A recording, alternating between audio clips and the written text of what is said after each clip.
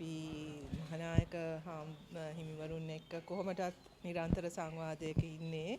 විශේෂයෙන්ම අධ්‍යාපන ප්‍රතිසංස්කරණ පිළිබඳ අපි නිරන්තරයෙන් වහන්සේලා දැනුවත් කරනවා. මේ වෙලාවේ ඇති වෙලා තියෙන අර ඉංග්‍රීසි මොඩියුල පිළිබඳ ප්‍රශ්නේ ඒක පිළිබඳ දැනුවත් කරන්නත් ඒ පිළිබඳ අපි අරගෙන තියෙන ක්‍රියාමාර්ග ගැන සාකච්ඡා කරලා උන්වහන්සේලා දැනුවත් කරන්න තමයි අද හම්බ වුණේ.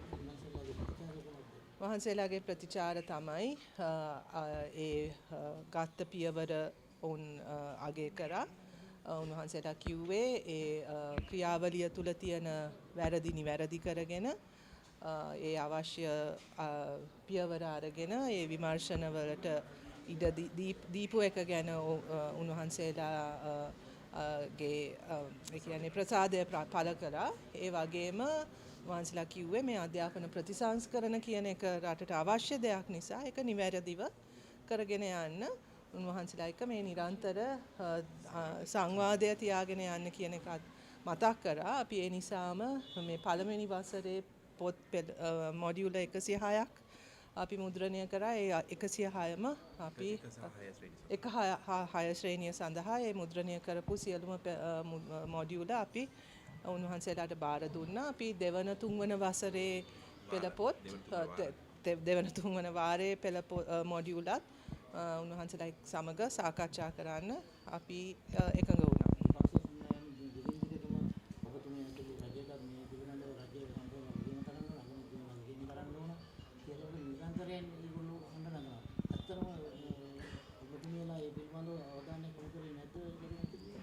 අනිවාර්යයෙන්ම අපි අවධානය යොමු කර නිසානේ අපිට ඒවා නිවැරදි කරගෙන මේ ක්‍රියාවලිය ශක්තිමත් කරන්න පුළුවන් වෙලා තියෙන්නේ. අපි දන්නවා විපක්ෂ කණ්ඩායම් වලට තියෙන්නේ මේ දරුවන්ට යන අධ්‍යාපනය පිළිබඳ හැඟීමක් නෙවෙයි. මේ වෙච්ච වැරැද්ද පාවිච්චි කළා කොහොමද ඔවුන්ට වාසියක් ගන්න කියන එක තමයි උන් හදන්නේ. ඉතින් ඒ විපක්ෂයේ මේ විපක්ෂය හිතාගෙන ඉන්න එක තමයි ඒගොල්ලෝගේ භූමිකාව කියලා. ඉතින් ඒක නෙවෙයිනේ අපිට තියෙන්නේ මේ දරුවන්ට හොඳ අධ්‍යාපනයක් ලබා දෙන එක. අධ්‍යාපනයේ විශ්වාසනීයත්වය තහවුරු කරන්න. එතකොට විශ්වාසනීයත්වයට යම් කිසි අභියෝගයක් ආවොත් අපි වහාම මැදිහත් වෙලා ඒක නිවැරදි කරන්න අපි කටයුතු කරනවා. ඒක වෙනුවෙන් අපි පෙනී ඉන්නවා. අපි දැක්ක විපක්ෂ නායකතුමා ඒකලු විපක්ෂීය මන්ත්‍රීවරුන් ඔබතුමියට එරෙහිව විශ්වාස භංග යෝජනාවක් අත්සන් කරනවා. ඇත්තටම මේ ගැන ඔබතුමීගේ අදහස මොකක්ද?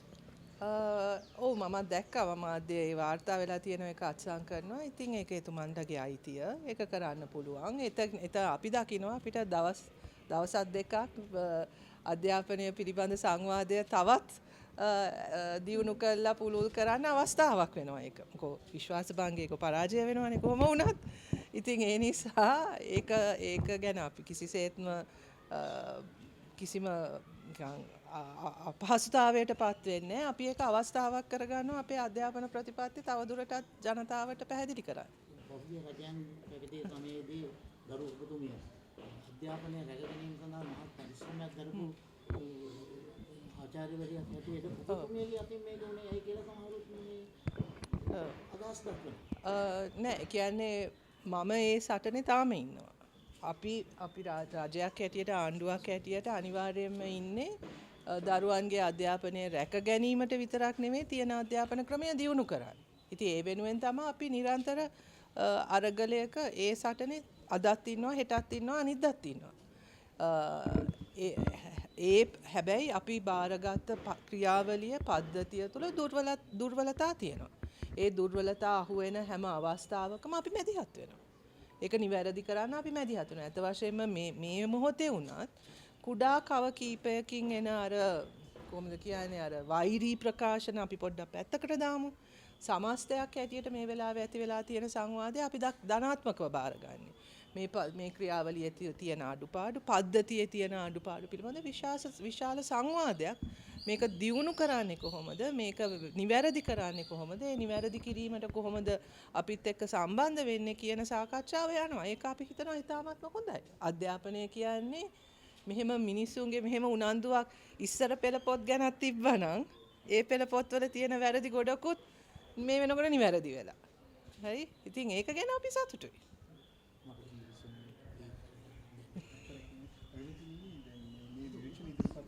කියනවා මේ අඩිමුඩියේ මේ ප්‍රතිසංස්කරණ ගෙනෙන්නේ නැතුව ඒක ලබන ජනවාරි වල ක්‍රියාත්මක කරන්න. ඇයි බැරි කියලා. මේක යම්කිසි ආකාරයක ප්‍රමාදයක් වෙනවද ක්‍රියාත්මක වෙන්නේ? නෑ ක්‍රියාත්මක වෙනවා. මොකද අපි හිතනවා ප්‍රමාදයෙන් ප්‍රශ්නේ විසඳෙන්නේ නැහැ. මේක අපි මෙහෙම ක්‍රියාත්මක කිරීම තුළින් තමයි මේක නිවැරදි කරගෙන යන්න පුළුවන් වෙන්නේ. මේ සියල්ලම හරියට හදලා නිවැරදි කරගෙන ක්‍රියාත්මක කවදාකවත් වෙන්නේ නැහැ. ඔබ හොඳින් දන්නවා අවුරුදු 10කින් විතර අපේ විෂය මාලාව අලුත් වෙලා නැහැ. මෙහෙම දරුවන්ට ඉදිරියට යන්න දෙන්න බෑ. ඉදිරියට යන්න බෑ. ඉතින් මේක අනිවාර්යයෙන්ම වෙනස් විය යුතුයි. වෙනස් වීමේදී අපි නාම්‍යශීලී වෙන්නත් ඕනේ. ඒ ක්‍රියාවලිය තුල එන අඩුපාඩු නිවැරදි කරගන්න. ඉතින් ඒ ක්‍රියාවලිය තුල යනවා මිසක් සියල් කියන්නේ ඒ අභියෝගය අපි බාර ගන්න ඕනේ. මේක සියල්ලම නිවැරදි කරගෙන යනවා කියන එක මම කියන්නේ එහෙනම් ඒ අභියෝගයෙන් පැනලා යන එක. එහෙම නෙවෙයි අපි රට බාරගත්තෙත් සියල්ලම හොඳ තැනක තියෙනවා කියන එක හින්දා නෙවෙයිනේ. වැරදි අතකට යන රටක් හරි අතට යන්න ඕනේ අභියෝගය අපි බාරගත්තා. අධ්‍යාපනයේත් එහෙමයි. ඉතින් එතකොට අනිවාර්යයෙන්ම මේ නිවැරදි කිරීම කරගෙන තමයි අපි ඉදිරියට යන්නේ.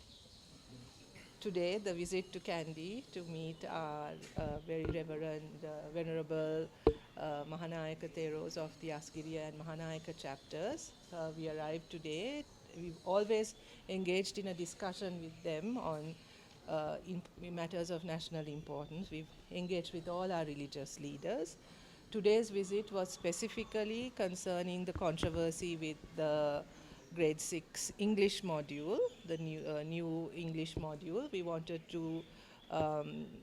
to explain to them what had gone wrong, the steps that we have taken to correct the error in the book, and to assure them that we are taking all steps to make sure that this process goes ahead and that all corrective measures and to make the system stronger, the review system, the system that produces the textbooks, to make sure that the process becomes more streamlined, that we are taking all steps to assure them of this and to also engage with them on what happened and to make them aware about the steps that we are taking in the future.